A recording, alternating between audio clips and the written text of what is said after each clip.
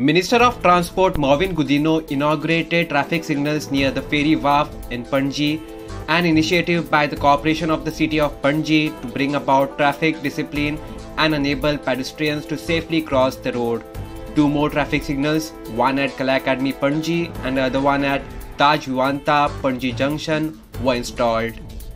Here are the visuals.